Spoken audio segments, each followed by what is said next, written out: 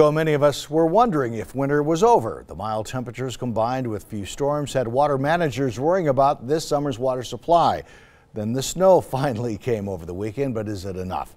Steve Liebenthal looks at the future water supply and all of the things it impacts in tonight's Idaho Backroads. What a difference a week can make. Last week, we went with water specialist Ron Abramovich to measure the snow at Moores Creek Summit, and the numbers were discouraging. 15.2. The snow contained only 73% of the average water for February 1st. It's one of the lower ones that we've had, about the 7th lowest since 1961 or so. Only once in the last 20 years has the snowpack gone back to average from such a deficit. Last week, the lower elevation mountains around Moores Creek were mostly bare.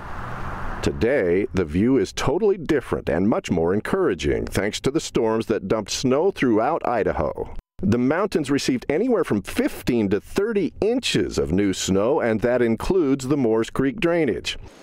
All of the water from that snow ends up here in Moores Creek. From here, it goes into Lucky Peak Reservoir and into the Boise River system. From the Boise River to the Snake River, then the Columbia River, and eventually to the Pacific Ocean.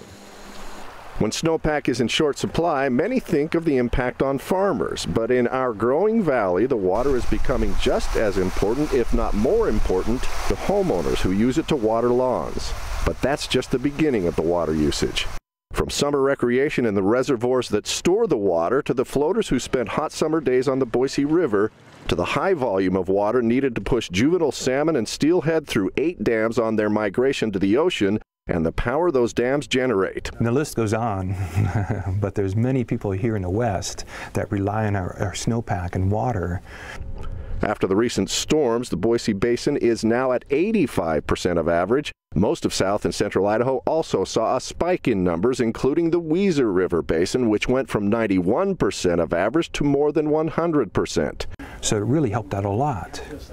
And it was concentrated mostly in central Idaho, which were the lowest back on January 1st. They're only about half of average. Abramovich and many others who understand the importance of the snow and the water it will become are happy about the boost provided by Mother Nature, but they will continue looking to the sky and hoping more storms move in. Now the storms are coming in, and we just got to get in the target zone of where that moisture falls. Steve Liebenthal, 6 on your side. Up next, how licensing your dog now can save headache and heartache.